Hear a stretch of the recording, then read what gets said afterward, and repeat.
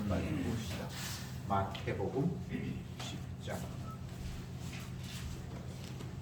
마태복음 10장 7절에서 15절까지 교독하겠습니다. 10장 7절 제가 먼저 읽습니다. 가면서 전파하여 말하되 천국이 가까웠다 하고 병든자를 고치고 죽은 자를 살리며 문둥이를 깨끗게 하며 귀신을 쫓아내되 너희가 먼저 받았으니 거저 주어라. 너희 전대에 금이나 은이나 동이나 가지지 말고 너희를 위하여 주머니나 벌옷이나 신이나 지팡이를 가지지 말라. 이는 일꾼이 저 몸을 꺾어가는 것이 마땅함이니라. 아무 성이나 촌에 들어가든지 그 중에 합당한 자를 찾아내어 너희 떠나기까지 거기서 머물라. 또 그 집에 들어가면서 평안을 빌라.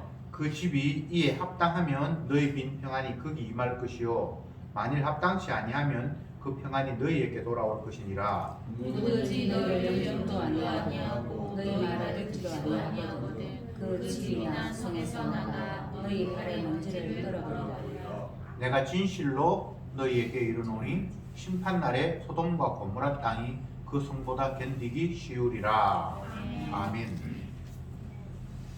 예수님이 제자들에게 주의 능력을 주셔서 예수님이 하셨던 똑같은 일을 하게 하셨습니다.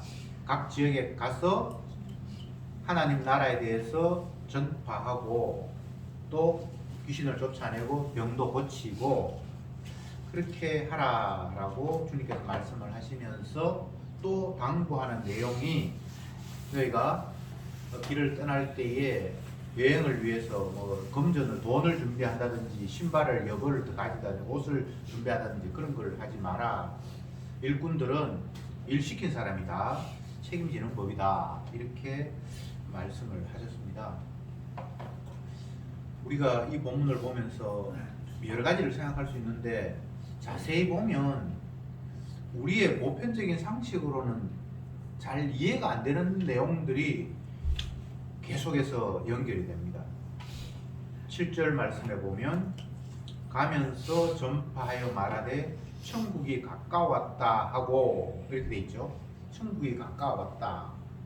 여러분 천국이 오는 겁니까? 우리가 가는 겁니까? 우리의 보편적인 생각으로는 천국이 뭐 어디 있는 장소는 확실히 모르지만 우리가 가야 할 곳이잖아요. 천국이 우리한테 오는 게 아니잖아요.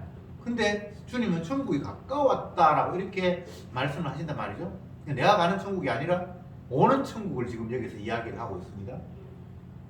우리가 그냥 성경을 쉽게 쓱 지나가 버리면 별 그렇게 의미가 없는데 자세히 보면 우리의 상식과는 너무나 다른 이야기를 예수님이 계속해서 말씀을 하시는 거예요. 여러분이 천국에 온다는 생각을 혹시 해보셨습니까? 여러분이 죽어서 가는 나라가 천국이잖아요. 이 땅에 있는 모든 인간들은 그렇게 생각을 합니다.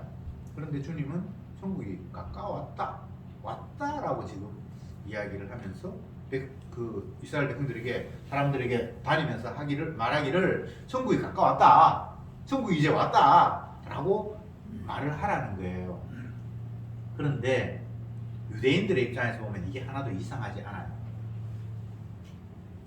왜냐하면 구약 선지자들은 하나님의 말씀을 받아서 백성들에게 장차될 일을 예언을 했잖아요. 근데 그 많은 예언의 내용에 보면 이스라엘 백성들이 고난을 받고 이방 나라의 억압을 당하고 여러 가지 어려움이 있을 때에 에레미야 선지자나 또 에스겔 선지자, 에레미야, 에스겔이 장차 메시아가 오신다라는 것을 제일 폭넓게 예언한 대표적인 선지자인데 그들이 활동할 당시에는 이방인이 바벨론 또 아니면 뭐 아수르 이런 나라들이 침략을 하려고 하고 일부는 나라가 막 이렇게 빼앗기고 하는 이런 상태에서 예언이 되었거든요. 그러니까 풍전등화와 같은 그런 상태에서 장차 하나님께서 어떻게 이스라엘 백성들을 다스릴 것인가라는 것을 예언을 했는데 그 내용에 보면 하나님의 아들 메시아가 이 땅에 오시면 이스라엘을 괴롭혔던 하나님의 백성을 괴롭혔던 그들을 진멸해버리고 그 땅에 평안이 임할 것이다.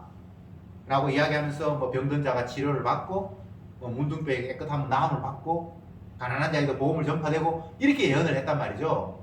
그러니까 유대인들에게는 오는 천국이 하나도 이상하지 않아요. 아시겠습니까? 그러니까 그들은 철저히 자기가 거하는 그 땅, 그곳이 하나님께서 자기 조상 아브라함에게 젖과 꿀이 흐르는 곳이라고 지정해 주셨고, 그곳에 애굽에 살고 있는 그들을 끄집어내서 그곳에 심어 주셨잖아요. 그게 지금 살고 있는 지금 그 땅이잖아요. 그러니까 그 땅, 지금 현재 이스라엘 백성들은 로마의 식민지가 되어서 자유가 없고 억압을 받고 있고, 또 그 나라 안에 뭐 가난한 자, 병든 자, 문둥병자, 여러 안 좋은 그런 사람들이 거주하고 있잖아요. 그런데 구약의 선자의 예언에 의하면 하나님의 아들이 이 땅에 임하시면 자기를 괴롭혔던 억압했던 그런 로마나 이런 사람들은 멸망시켜버리고 그 땅에 평안이 올 것이다.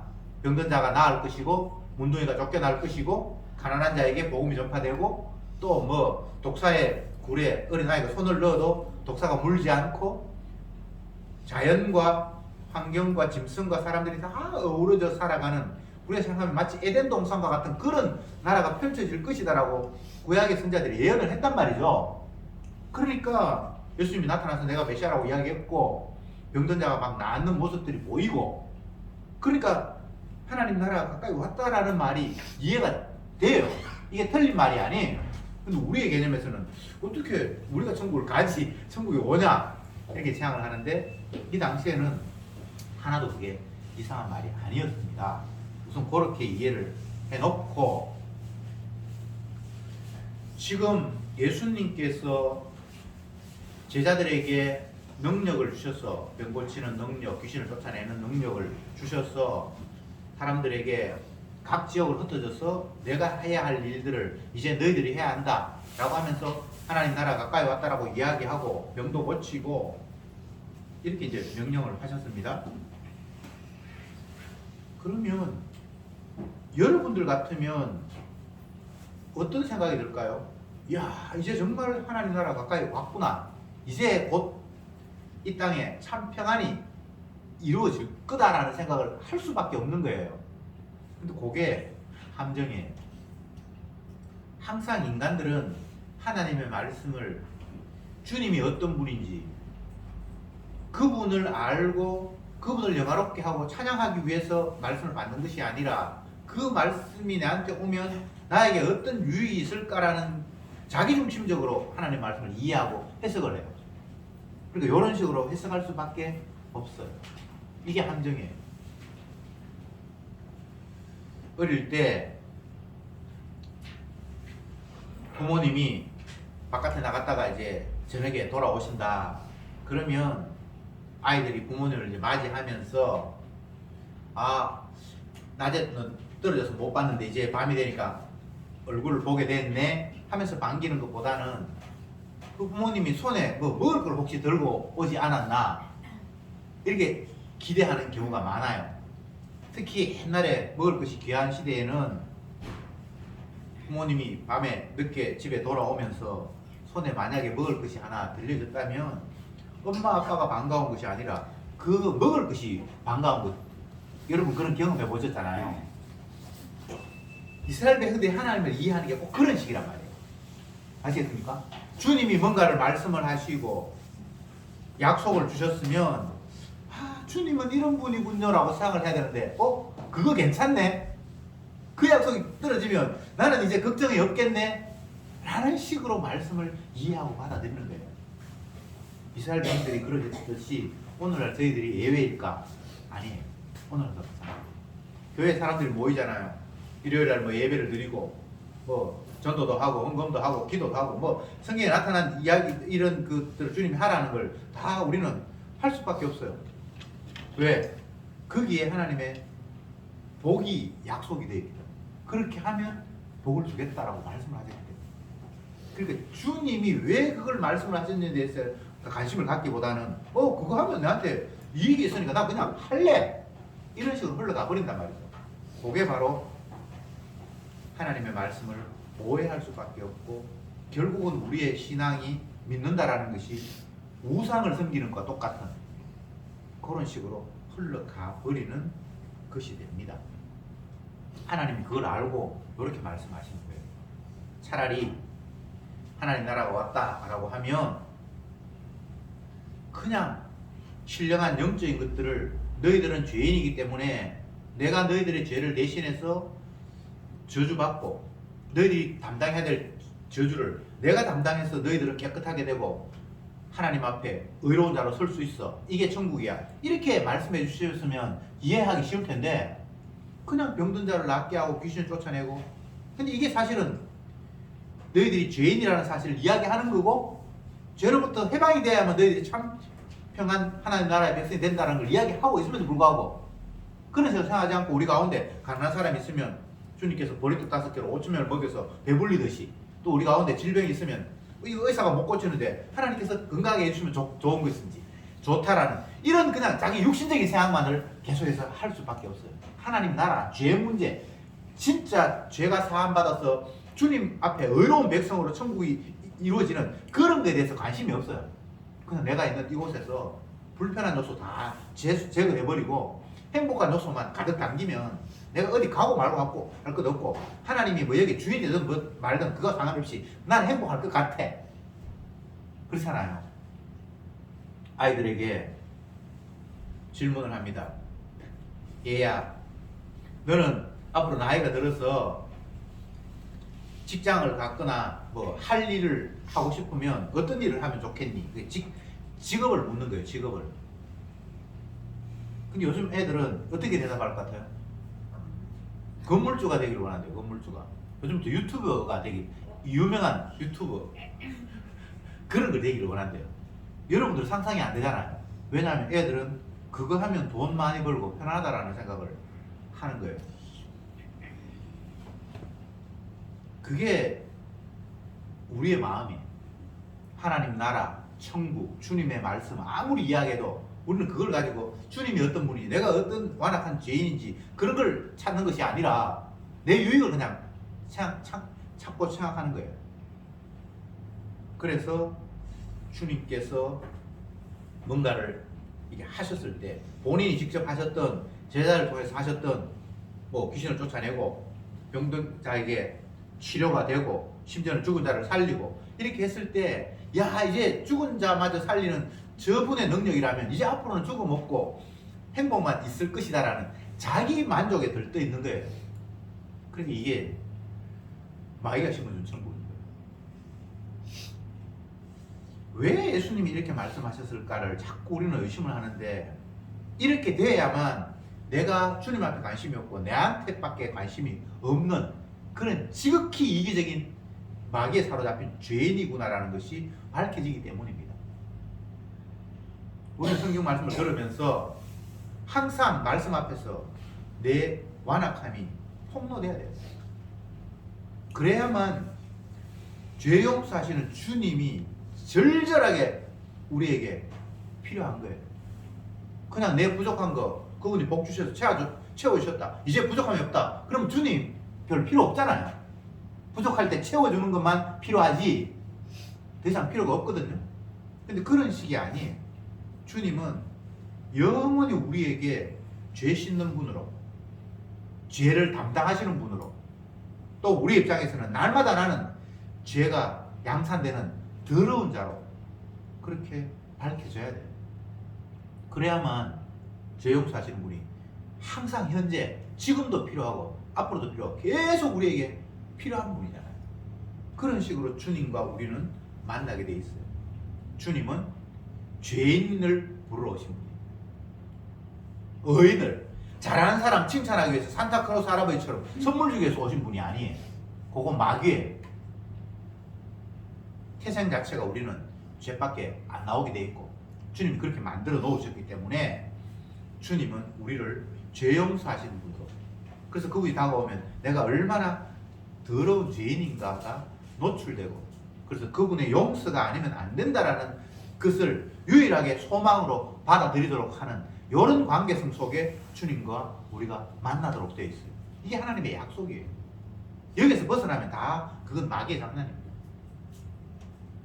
선악 개념. 선하면 복 받고 악하면 벌 받는다. 그게 마귀가 심어주는 생각이잖아요. 권선징악. 그건 복음이 아니에요. 우리는 선할 수가 없어요. 그래서 선에서 복받는다는 말 자체가 성경에 있지만 그건 예수님에게만 해당되는 이야기예요. 아시겠습니까? 우리에게는 해당되는 이야기가 아니에요. 다시 본문으로 돌아가서, 자, 예수님께서 제자들에게 당신이 하신 일을 이제 능력을 주셔서 제자들이 하게 하십니다. 7절에는 가면서 천국을 전파하되 천국이 가까웠다 하라, 이렇게 얘기했습니다. 제가 얘기했잖아요. 천국은 오는 게 아니라 우리는 가는 거라고 생각을 했는데 주님은 오는 천국을 이야기했다. 그 다음 8절에 병든 자를 고치고 죽은 자를 살리고 문둥이를 깨끗하게 하고 귀신을 쫓아내고, 이렇게 돼버렸을 때 우리의 갖는 생각은, 야, 이제 살기 좋은 곳이 되었구나, 여기가 좋사오니, 이렇게 되겠죠. 병들었는데 치료해버리고 죽은데 살려버리고 이렇게 돼버리면 이제 더 이상 뭐 걱정 없잖아요. 아무 문제가 없잖아요. 그게 인간의 함정이라고요. 주님이 병든 자를 고치고 죽은 자를 살린다는 것은 너희들은 내가 치료하지 않으면 영원히 구제불능이야. 내가 너희를 치료해야만 너희들이 깨끗이 될 수 있어. 이 이야기를 이런 식으로 하셨는데, 그들은 죄 문제가 지금 문제가 아니고 육신이 병들었는데 치료해주고 죽었는데 살려버리면 뭐 이제 걱정 없겠다, 이런 생각하는 거예요. 죄 용서하고 뭐 이런 거 아무 상관이 없습니다. 주님은 죄 용서를 말씀을 하시는데 사람들은 죄 용서에 관심 있는 것이 아니라 그냥 몸이 온전해졌으면 이제 됐다. 그러면서 제자들에게 너희가 거저 받았으니 거저 주어라. 이건 제자들에게 해당되는 이야기예요. 여러분, 불치의 병에 걸렸는데 내가 낫게 해주셨어요. 낫게 했어요. 그러면 그 나은 사람 입장에서는 그냥 가만히 있겠습니까? 얼마나 고마워요. 있는 거 다 주고 싶을 거예요. 근데 제자들이 하신 말씀이, 네가 거저 받았으니까 거저 줘라. 그 능력이 네한테 나간 게 아니고 내가 한 거잖아. 그러니까 네가 그에 대해서 보상을 받거나 그러면 안 돼 라고 이야기를 하는 거예요. 그러니까 이 땅의 원리와 하나님이 말씀하시는 천국은 정반대예요. 이 땅에는 내가 뭔가 혜택을 줬으면 그에 대해서 반대로 뭐가 받아야 되고 뭐 이렇게 있잖아요. 근데 하나님 나라는 하는 것도 내가 하는 게 아니고 내가 한 게 아니니까 받는 것도 받으면 안 돼. 철저히 우리는 주님의 도구로 사용받을 뿐이지 우리가 자의적으로 뭔가 내가 애를 써서 하는 게 없어요. 성전 민문의 안전병이를 향해서 베드로와 요한이 내가 예수 그리스도 이름으로 명하노니 일어나 걸어라 이렇게 얘기했는데 그냥 걷잖아요. 걷게 된 사람 입장에서는 평생을 불구자라서 저 사람이 치료해 주셨으니까 이거 엄청나게 고마운 거잖아요. 그럼 보답할 수 있죠. 하고 싶죠. 그런데 제자 입장에서는 지가 뭔가 대단한 수고를 했습니까? 아니면 그 사람을 치료하기 위해서 의학 공부를 뭐 10년 이상 머리 터지도록 공부를 했습니까? 아무것도 아니에요. 그냥 주님께서 입에 주신 말씀을 가지고 한마디 그냥 툭 내뱉었단 말이에요. 그러니까 그저 받은 거 맞고 그저 준 거 맞죠? 이 땅에 살아가는 모든 피조물은 이렇게 살아간다라고 주님이 이야기하고 있는 거예요. 우리는 뭐가 수고한 것 같고 내가 뭔가를 열심히 해서 이룬 것 같은데 그거 아니에요. 그냥 주님께서 하게 하셔서 했을 뿐이에요. 구약에는 그런 모습이 아주 적나라하게 나타나 있죠. 다윗이 왕이 됐습니다. 선거 자금 얼마 들었어요? 당 만든다고 사람들에게 당원 가입 시킨 적 있습니까? 내 찍어달라고 선거운동 한 적 있습니까? 오늘 갑자기 선자가 찾아와서 길을 보고 왕이 되어버렸어요. 이런 것처럼 이 땅에 있는 모든 피조물들은 하나님이 자기 필요한 대로 이렇게 그냥 사용을 하시는 겁니다. 요셉이 꿈을 꿨는데 꿈 이야기 했는데 형들이 미워서 그를 인신매매해서 남의 나라에 팔아버렸어요. 남의 나라에서 죽도록 고생했죠. 근데 어느 날 갑자기 하나님께서 자기가 준 꿈을 이루기 위해서 그를 애굽에 총리로 세워버렸어요. 자기 노력입니까? 아니잖아요. 그러면 반대로 총리 된 것만 생각하지 말고 하나님이 꿈을 꾸게 하셔서 꿈을 이야기를 했는데 형들로부터 미움을 받아서 팔려버렸다. 그것도 하나님이 하신 일이에요. 그걸 뭐 누구를 원망하고 할 일이 없어요. 하나님이 주신 그 야곱에게 요셉에게 주신 그 꿈을 이루기 위해서 하나님이 그런 식으로 하셨다가 나중에 총리로 만들었다가 내하고 아무 상관이 없이 하나님이 자기 피조물들에게 던진 한 사람 한 사람에게 맡긴 일들을 실행하는 과정에서 이렇게도 되고 저렇게 되고 낮게도 되고 높게도 되고 그냥 흘러가는 것 뿐이에요. 내가 잘못해서 낮게 되고 내 그때 꿈 이야기 안 했으면 형들한테 미움 받아서 안 팔렸을 텐데 그런 생각도 말이 안 되고요. 또 내가 잘했으니까 그래도 총리가 됐겠지. 그런 생각도 말이 안 되고요. 그냥 하나님이 자기 뜻 이루기 위해서 A라는 사람은 이런 식으로 B라는 사람은 저런 식으로 움직여 갈 뿐이에요. 아시겠습니까? 그저 받았으니 그저 주어라는 말이 그런 의미예요. 잘난 척 할 거 없어요. 남들이 볼 때는 아이고 좀 괜찮은 모습이니까 아이고 훌륭합니다 고맙습니다 라고 이야기할 수 있죠. 근데 그거 내가 영광 받으면 안 된다니까.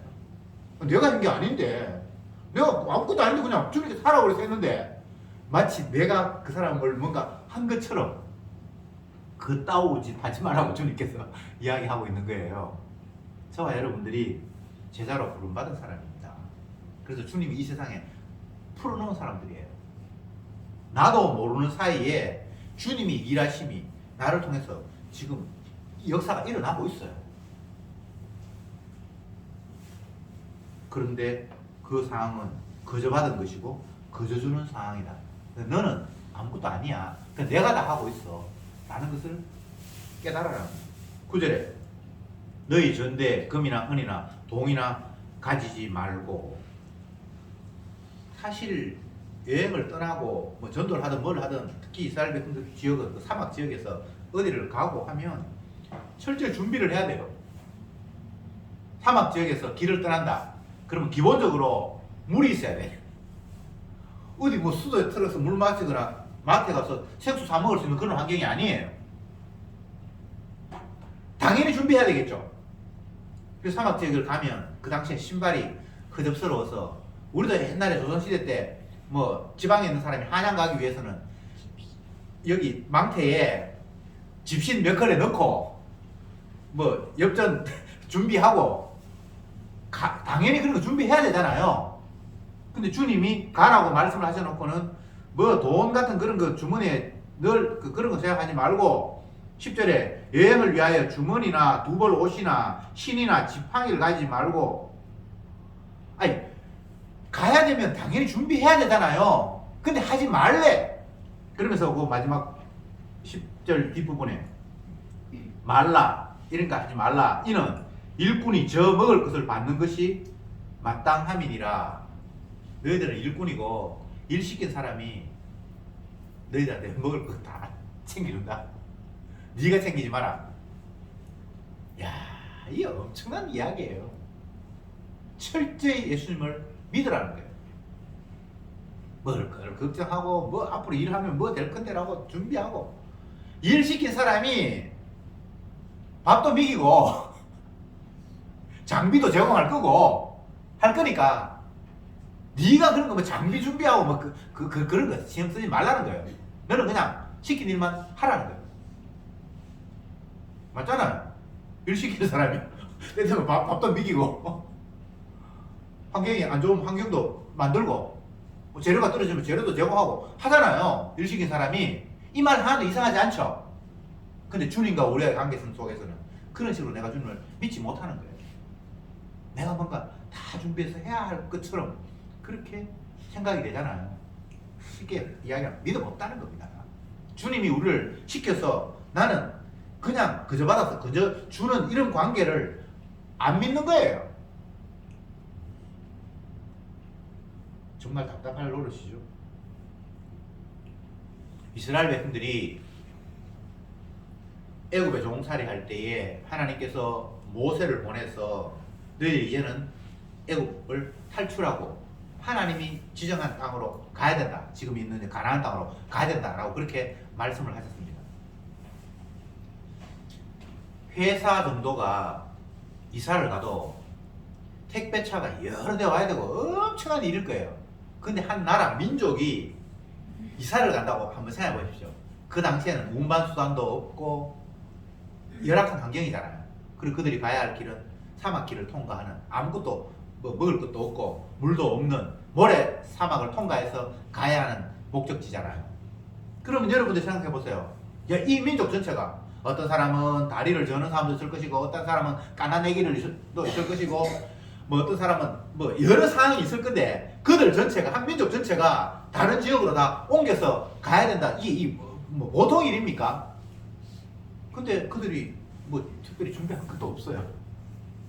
하나님이 가라고 하셨으면 가라고 명령하신 분이 갈 수 있는 여건을 다 허락하시는 거예요.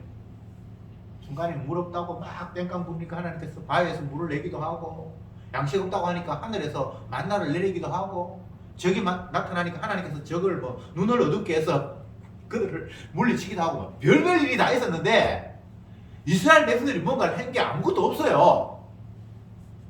마치 베드로가 성전 미문에 안전뱅이를 일으킬 때 지 능력과 지 기술과 지 뭐걸 한 것이 아니라 그냥 평소에 뭐 누구한테 이야기를 하듯이 나사렛 예수 이름으로 일어나 걸어. 그게 뭐 한 거 아니잖아요. 그런데 일이 벌어지잖아요. 왜? 주님이 살아계셔서 모든 것을 다 움직이고 계신다는 것을 확인시켜주는 과정 속에 모두는 부름을 받았을 뿐이에요. 베드로도 주님의 일하심에 부름받았고 그 안전뱅이도 주님의 일하심에 부름을 받았어요. 이 땅에 누구도 처지가 더 낫거나 못하거나 아이고 병들어서 찌그러지는 모습보다는 한마디 이야기해서 병을 낫게 하는 위치가 좋겠다. 그것도 망상이에요. 그냥 하나님 필요에 따라서 이 배역을 맡기고 저 배역을 맡겼을 뿐이에요. 그러니까 여러분들 범사에 감사할 뿐이죠. 그냥 감사하면 돼요. 어린아이는 어린아이대로, 어른은 어른대로, 노인은 노인대로 그냥 하나님이 다 배역을 주신 거란 말이죠. 그래서 그 일을 나는 그저 받았으니까 그냥 그저 할 뿐이다. 주님께서 모든 것을 다 알아서 하시잖아요. 나 그냥 아무것도 아니에요. 이스라엘의 지도자들은 다 구약에 허수아비 같아요. 허수아비. 그냥 뭐 아무것도 아니에요. 그냥 주님이 가라고 하면 그냥 가야 되고 오라고 하면 와야 되고. 이스라엘 백성들이 애굽을 떠나서 가나안 땅으로 가는데 40년 걸렸거든요. 자기들이 정한 기간이 아닙니다. 하나님께서 일방적으로 그렇게 하셨어요. 왜? 하나님 말씀 불순종하는 사람들을 광야에서 다 죽이려고 40년을 그냥 뺑뺑이 돌게 한 거예요. 근데 움직이고 머물고 하는 거. 예를 들어서 우리의 입장이라면 내가 A라는 지역에서 B라는 지역까지 간다. 그러면 그 거리가 멀면 중간에 어느 정도 가다가 지치면 쉬고 좀 쉬었다가 다시 가고 뭐 이런 계획이 있잖아요. 근데 이스라엘 백성들이 길을 가거나 멈추는 것은 자기 계획대로 된 게 아니에요. 하늘에서 구름이 멈추면 멈춰야 되고 그 멈춤이 한 달이 될 수 있고 두 달이 될 수 있고 그러다가 또 가면 또 가야 되고 피곤한데 쉬고 싶어. 그런 것도 허용이 안 돼요. 주님이 인도한 대로 따라가야 돼요. 이게 저와 여러분들의 삶입니다. 이게 힘들 것 같은데 힘든 게 아니에요. 못 믿으니까 힘들죠. 믿으면 이거보다 더 쉬운 게 없어요. 뭐 내가 신경 쓸 게 없어요. 그냥 주인이 시키는 대로 하라 그러면 하면 돼요. 사도 바울이 자기 나름대로 신앙을 가지고 하나님을 섬긴다고 막 열심을 냈는데 결국은 예수님을 핍박을 했잖아요. 예수 믿는 사람을 잡아 죽이고. 자기는 자기가 아는 대로 하나님을 섬긴다고 한 일이에요, 그게. 근데 나중에 보니까 자기가 하나님을 핍박했어요. 물론 그것은 예수님께서 찾아오셔서 깨닫게 해주니까 알죠. 네가 왜 나를 핍박했냐. 그전에는 자기가 하나님을 핍박한다는 건 상상도 못했습니다.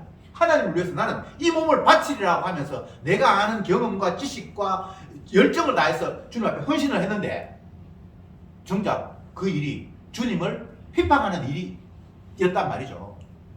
이 땅의 모든 인간들은 다 그 범주에서 단 한치도 벗어날 수 없습니다. 내 아는 상식, 내 경험, 내 노력 가지고 일했을 때는 그것이 주님을 핍박하는 결과 말고는 다른 결과가 올 수가 없어요. 근데 주님이 찾아오셔서 그 사실을 깨워주시니까 내가 열심히 낸 게 이게 주님을 핍박했고 나를 위해서 한 일이었구나. 이게 우상숭배였구나 라는 것이 깨달아지고 그 이후에 주님 뭐라고 이야기합니까? 이제는 내가 너를 이방인의 사도로 활용할 거다라고 그렇게 주님이 말씀하시죠. 일방적으로 선언했어요. 내가 유대인에게 복음 안 전하고 이방인에게 전해야지. 그런 생각을 자기가 계획한 게 아닙니다. 일방적으로 하나님께서 그에게 너는 이방인의 전도자가 되기 위해서 내가 찜했다. 이제 앞으로 그 길을 갈 거야. 그래서 자기가 모르게 막 밀려가요. 이방인에게 가장 크게 복음을 전파하는 모습이 로마에 가서 복음을 전하는 일인데, 그 당시에 로마가 이스라엘을 억압했기도 하고 제일 큰 도시예요. 번화한 도시, 큰 나라. 그곳에 하나님께서 그를 보낸다고 했는데, 그 가는 모습도 지가 재판받기 위해서 제수 신분이 돼가지고 그날에 가거든요. 상상도 할 수 없죠. 그런데 그곳에 가서도 자유롭게 복음을 전파했냐 하면 그게 아니에요. 재판에 회부되기 전에 가택이 연금된 상태 속에서, 구금된 상태 속에서 어느 집 같은데, 그런데 그냥 재수니까 마음대로 못 나가고 그 간수들이 지키는 감옥은 아니지만 가택 연금 같은 그런 상태에서 찾아오는 사람에게 복음을 전했어요. 그게 이방인에게 복음을 전하는 모습이에요. 우리의 상상과는 다르죠. 독주님 하시는 거예요. 그냥 이방인의 사도로 그렇게 활용이 되면 되는 거예요. 자꾸 우리는 주님이 일을 시켰으니까 내가 멋진 모습으로 폼나게 가서 막 복음 전파해서 많은 사람들이 돌아오고 막 이런 걸 상상하잖아요. 그게 그냥 개꿈이에요. 주님이 우리를 활용하시는 방법은 자유롭습니다. 우리를 뭐 총리 대신이 되기 위해서 요셉처럼 그렇게 활용할 수도 있고, 바울처럼 감옥에 갇혀서 복음 전파하게 할 수도 있고, 제수의 신분으로 복음 전할 그곳에 보내기도 하고. 이왕이면 호화롭게 정말 유람선하고 가서 복음 전하면 좋겠다는 게 우리의 생각인데, 그리고 주변에 내가 주님의 일을 하니까 돈 많은 사람 탁 붙여서 먹는 것도 제대로 잘 먹고, 집도 호텔 같은 데 살면서 넓은 광장에 모여서 복음 팍 전하면 모든 사람들이 빼기하고 이런 걸 상상을 하잖아요. 그럼 상상은 자유예요. 근데 주님의 일하시는 모습은 따로 있어요. 그러니까 자꾸 우리의 상상대로 뭔가를 돼야 된다는 그런 생각은 하지 마세요. 제가 사도 바울 이야기를 했는데, 사도행전에 바울이 복음 전하는 이야기들이 쫙 나타나는데 별별 일이 다 있어요. 어떨 때는 죽는 것도 두려워하지 않고 그 자기를 비판하는 사람 앞에서 복음을 전하는 이런 모습이 있는가 하면, 어떨 때는 두려워서 도망가고 숨는 모습도 있고요. 별별 모습이 다 나타나요. 신앙 좋으면 그게 마치 자기의 것이 되어서 어떤 억압 앞에서도 당당하게 나는 죽으면 죽으리라 이런 모습이 될 것 같은데, 그럴 때도 있고 안 그럴 때도 있고. 왜? 인간이기 때문에. 주님이 그를 붙들어 주셨을 때는 정말 천하에 두려운 거 없는, 스데반처럼 돌이 날아와도 눈 하나 깜짝하지 않고 복음을 전할 수 있는 그런 환경이 될 수도 있고, 또 어떨 때는 지극히 나약한 죄인이어서 숨고 도망가고 두려워 벌벌 떨고 주님 살려주세요라는 이런 모습이 다 나타나요. 왜? 주님이 다스리고 있는 주님의 도구이기 때문에 그렇습니다. 에레미야나 이사야가 뭐 엄청난 일을 하지만 때로는 두려워서 주님 살려주세요라고 숨고 그런 모습이 나타나요. 사도행전뿐만 아니라 모든 성경에 인간들은 다 그런 식으로 활용이 돼요. 왜? 자기가 하는 일이 아니기 때문에. 주님 앞에 끌려가면서 내가 도저히 내 능력에서 할 수 없는 일들이 막 튀어나오고, 또 그 가운데 나의 나약함들이 같이 거기에 드러나고, 내 죄가 거기에서 같이 표출되고, 그래서 내가 한 것이 아니라 죄인이 나는 할 수 없는데 주님께서 죄인이 나를 사용하시는구나를 일하면서도 폭로하도록, 그게 주님의 복음의 모습이에요. 만약 내가 능력을 받았어, 내가 능력으로 행한다면 나약한 모습은 나타나면 안 되잖아요. 부족한 모습, 죄인의 모습이 나타나면 안 되잖아요. 그러면 더 이상 주님의 일이 아니라 능력받은 그 사람의 일이 되어버려요. 맞겠죠? 그 가짜예요. 그런 식으로 주님이 일하지 않습니다. 철저히 주님은 죄인을 사용하십니다. 그래서 죄인에게서 나올 수 없는 능력이 나타나게 하시고, 그리고 또 그 가운데서 그의 교만과 부족함이 또 나타나게 하시고, 그렇게 해서 주님이 하시는 거 맞네, 그렇게 일하시는 것이 주님의 모습이라는 거예요. 여기서 그런 이야기도 다 담고 있습니다. 11절에 아무 성에나 촌에 들어가든지 그 중에 합당한 자를 찾아내어 너희 떠나기 전에 거기에 머물라. 또 그 집에 들어가기 전에 평안을 빌라. 그 집이 이에 합당하며 너희 빈 평안이 거기 임할 것이요. 만일 합당하지 않으면 그 평안이 너희에게 돌아올 것이니라. 지금 말은 참 쉬운데 이 말도 참 엄청난 일이에요. 어디를 갔다. 그리고 밤이 되면 자야 되잖아요. 그러면 뭐 돈이 있으면 여관에 가든지 할 텐데 아는 사람이 있으면 그 집에 가서 자면 될 텐데 여기 그런 것도 없어요. 어느 집에 가든지 어디 시골에 뭐 촌에 가든지 마을에 가든지 합당한 자를 찾아내어 떠나기 전에 거기 머물러라.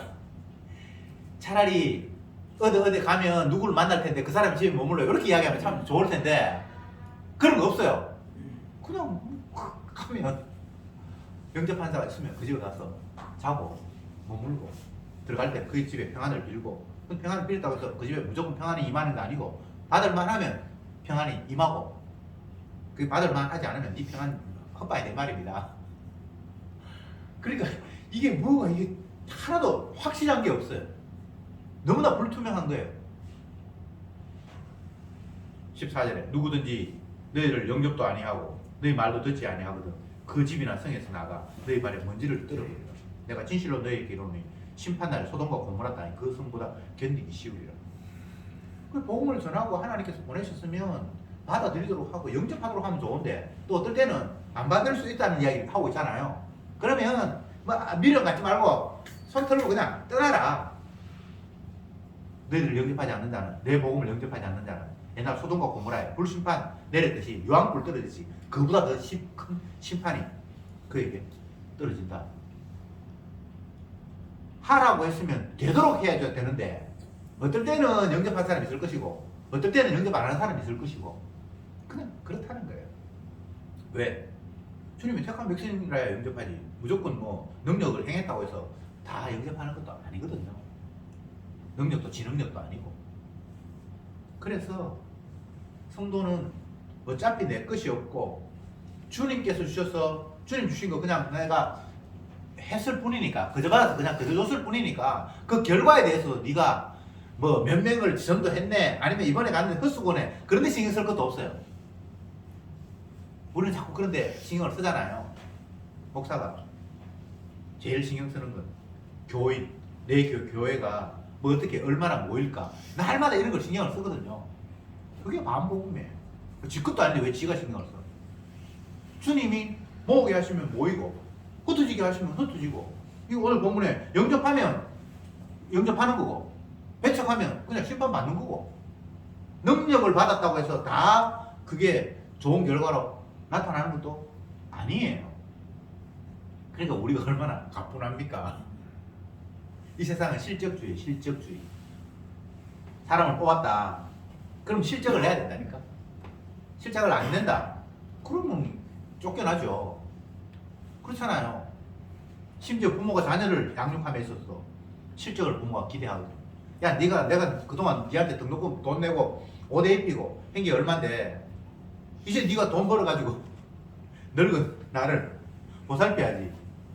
부모의 마음에 이렇게 나 있다니까. 이게 다 실적주의잖아요. 하나님 나라는 이 세상과 정반대예요. 그러니까 이 세상이 멸망해야 되겠죠. 하나님이 원하는 세상이 아니니까. 그저 받아서 그저 주는 것이 하나님의 나라의 원리인데 이 세상은 그런 거 없잖아요. 그저 받아서 그저 주는 게 있습니까 여기에. 세상에 어떤 사람이 내가 오늘 밥 살게 그러면 내가 공짜로 밥을 먹었는데 그게 공짜 밥입니까? 공짜 밥이 아닙니까? 세상의 원리에서는 아니에요. 그게 다 뭔가 계산이 깔려 있는 거예요. 세상에 유명한 우리나라 세계적으로 부자가 워렌 버핏인가 뭐 그 사람이 세상에 공짜 점심은 없다. 인간은 다 노림수가 있는 거예요. 내가 뭔가를 해주면서도 불구하고 당하는 사람은 그냥 일방적으로 다 받으니까 공짜인 것 같은데 그게 뭔가가 있는 거예요. 이게 세상의 원리예요. 근데 주님의 나라는 그와 상관이 없는 거예요. 천국으로 갔어. 그러면 이 행복한 곳이 뭔가 왔는데 이유가 있을 거라고 생각하잖아요. 어떤 사람은 지옥에 갔는데 이유가 있을 거라고 생각하잖아요. 이유 없어요. 인간적인 관점에 이유가 없어요. 하나님의 관점에서만 이유가 있는 거예요. 인간의 관점에서는 뭔가 되게 잘못됐으니까 지옥 갔고 뭔가 잘했으니까 천국 갔다라고 이렇게 이유를 붙이잖아요. 그런 이유 없어요. 주님의 자기 희생, 자기 사랑을 보여주기 위해서 그냥 온 거예요. 진짜 그야말로 거저 받아서 거저 누리는 거예요. 이게 하나님 나라의 세계예요. 우리가 날마다 복음을 펼쳐서 읽으면서 자꾸 땅의 개념을 바탕에 맞다로 깔아놓고 그 땅의 개념으로 자꾸 이 복음을 끼워 맞추려고 해요. 그러니까 이게 맞습니까? 오히려 이 하나님 나라의 실상을 보면서 이 땅, 내가 살아가는 이 사고방식이 얼마나 하나님 앞에 허접스러운 주님과는 반대되는 그런 사고예요. 그 심판받아서 박살나야 하는 그런 생각을 내가 가지고 있고 그런 세상 속에 내가 살고 있구나를 확인하면 돼요.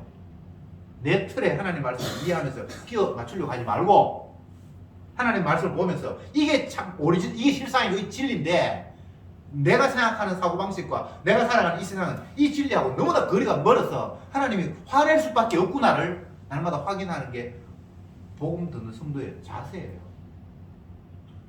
주님, 내가 어떻게 노력하면 현재의 삶보다 조금 더 나아지는 삶을 살 수 있겠습니까? 이게 아니고 이미 성도는 다 받았어요. 그저 받았어요. 피로 우리를 깨끗하게 했어요. 그러기에 피의 능력, 하나님 나라의 그 실상과 진리를 그냥 이 땅에 전하게 하시는 게 주님께서 우리를 피로 깨끗하게 하신 이유예요. 그것 외에 다른 거 없습니다. 그거 전하면 주님 좀 편하게 살 수 있습니까? 그거 마귀의 전략이에요. 편하고 말고가 없어요. 그냥 우리를 궁핍에 처하게 하시면 궁핍에 가야 되고 풍부에 처하게 하시면 풍부에 가면 돼요. 자꾸 그런 걸 생각할 위치에 있지 않은데 우리는 마귀의 유혹에 육의 안락을 끊임없이 추구합니다. 그건 다 헛된 것입니다. 이미 주님이 우리의 생명을 구원하셨고 깨끗하게 하셨고 우리를 본향, 우리가 가야 할 본향으로 이 모든 것들을 다 마련을 하셨어요.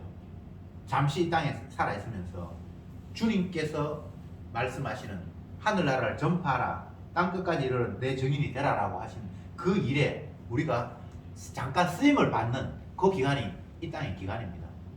마음껏 사용을 당하시면 됩니다. 기도합시다.